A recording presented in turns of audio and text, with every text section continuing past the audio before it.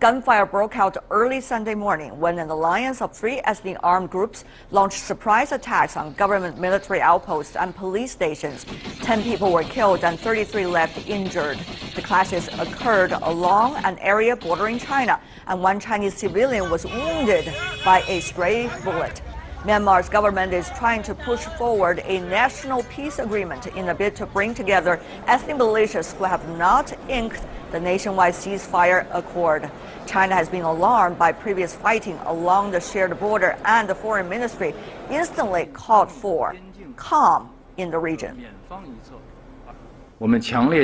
China urges all parties in the conflict to exercise restraint and conduct an immediate ceasefire so as to avoid escalation in tension, and to take concrete and effective measures to resume peace in the China-Myanmar border area.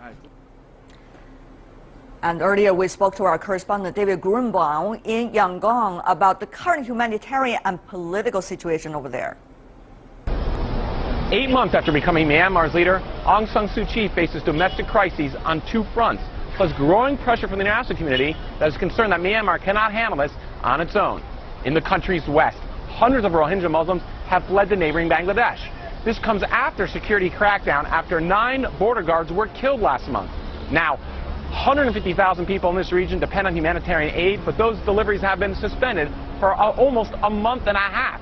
Now, security forces have been accused of extrajudicial killings, rape, and burning down homes. Myanmar's government denies these accusations, and Suu Kyi has told foreign diplomats that she believes her country has been targeted unfairly. But foreign diplomats have called for a credible and independent investigation. Now, over in the country's northeast, on Sunday, 4 armed ethnic groups teamed up and attacked the military. They say this assault is in response to recent offenses by Myanmar's army. Now, thousands of people have fled this fighting into neighboring China. Now, Myanmar's army has been fighting armed ethnic insurgencies for more than 60 years, and several analysts tell me that in order to have political stability and significant economic growth over the long term, the government has to reach a peace deal with all the armed ethnic groups. But in recent days, that looks very complicated. As being mentioned earlier, more than 3,000 Myanmar nationals have entered China to escape the fighting. Currently, the Chinese town of Wanding in Yunnan province have borders. Myanmar has set up emergency camps over there. The town of Manghai in southwest China's Yunnan province has taken in more than 2,000 Myanmese. When the planes came, everything was so chaotic. When the bombs were thrown, we ran away. Every family fled. Several hundred in this temporary shelter alone, and each is given the daily necessities. But despite this care, they still worry about home and how to carry on with their lives once they return to Myanmar. As clashes die down, this boy's parents return home to tend to their cattle, leaving him, his siblings and cousins in China. They might be safe, but this isn't their home. I'm busy with this and that. I have to cook and keep our tent clean. On Tuesday morning, Chinese police and aid groups called for solidarity among the Myanmese to help each other through a difficult time. Meanwhile, across the border, smoke and gunfire, sporadic, but showing no sign of stopping. Fled with his entire village. They're planning to stay in China for less than a week, but he brought his herd of cattle with him just in case. Who knows? We might have to stay here for as long as 15 days or more. Home is within sight, but so too is the ongoing fight. It's a home none of these people can return to, at least for now. To discuss further about the conflicts going on in Myanmar, we have in our Beijing studio Mr. Yang Xiyu, Senior Research Fellow from the China Institute of International Studies. Welcome, sir, to our program. Meanwhile, joining us from Singapore, we're having Mr. Lin Tan-Wai, Adjunct Research Fellow at the National University of Singapore. Welcome as well. Mr. Lim, let me begin with you about understanding 2 conflicts going over there. One is the Muslim minority who have never been regarded as Myanmese. In other words, not citizens of Myanmar, seeking shelters only in Myanmar. There are conflicts with the forces, the government forces. And secondly, of course, is the minorities, 4 of them over there fighting against the government forces. Tell us about your assessment of the real situation there. Okay, these are very long-standing problems. They're not new. So, in effect, the current government has inherited them. And it's very complicated because it involves several states. So we're talking about Shan State, we're talking about Wa State, we're talking about Rakhine. And within each of these conflicts, there are several groups. For example, the group that we are focusing right now in this show, it actually consists of the Ta'ans, the Kachins, the MNDAA, and other splinter groups. So you can see that it's a kind of a layered, complex problem.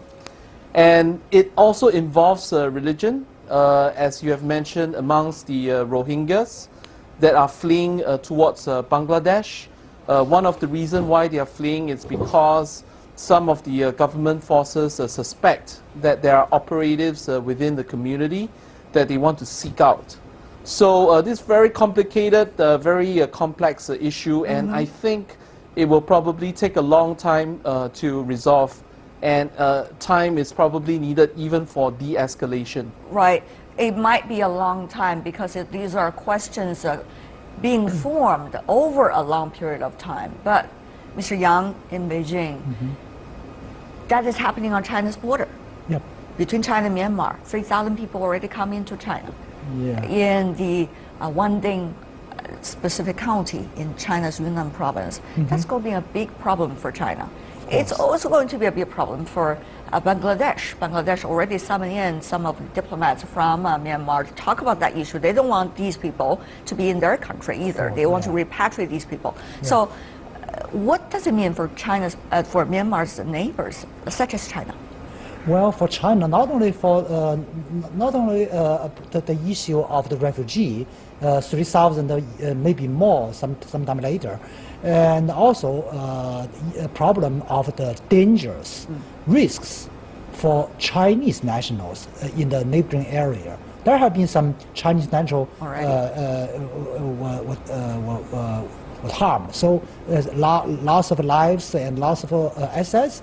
So it's a really serious problem, challenge to China. So first of all, China has to insist on the principle of non-intervention about Myanmar's internal affairs. But on the other hand, China will be very, very firm and take a very tough action to guarantee our own national security and our nationals' interests. Okay, let me go to you once again, Mr. Lim. What to do, first of all, about the security of the border? It has so much to do with these people who are 1 million big, which is a very small minority inside Myanmar.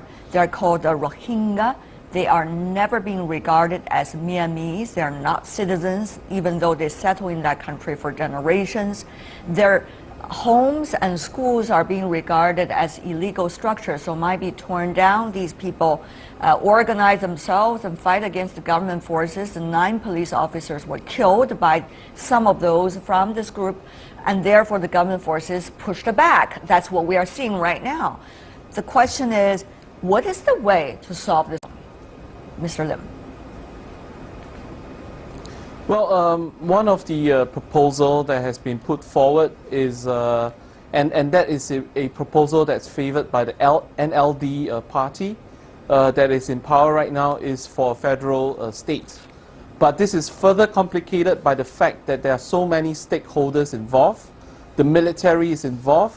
And also, as I mentioned, there are so many ethnic and religious groups that are involved. So in order to form a rainbow coalition or consensus across, a broad consensus across all these groups will take a lot of political will and also compromise. And therefore, time again is very much needed.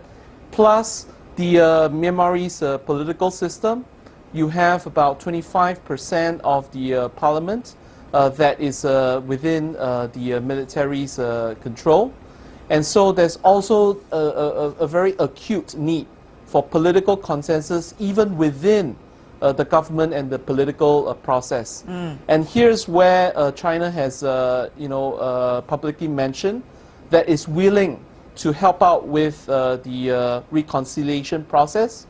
But as the other guest, Mr. Yang, has mentioned, it cannot be seen as an interference in the internal affairs of Myanmar. Right. So it also has to have some kind of indication from the Myanmarese government or at least some form of invitation to help out with this issue, and probably other international stakeholders as well. There are other international stakeholders who have been vowing to help also with the national reconciliation process in Myanmar, particularly when Ms. Suu Kyi came into office earlier, and yet we see the rhetorics have been changing, particularly from the Western countries and even from some of the international media outlets.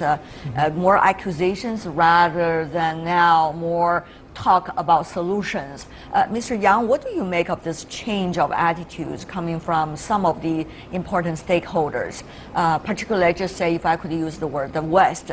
And what does it mean for Ms. Suu Kyi and her government, which needs consensus, as Mr. Lim mentioned, to go ahead to approach a new solution?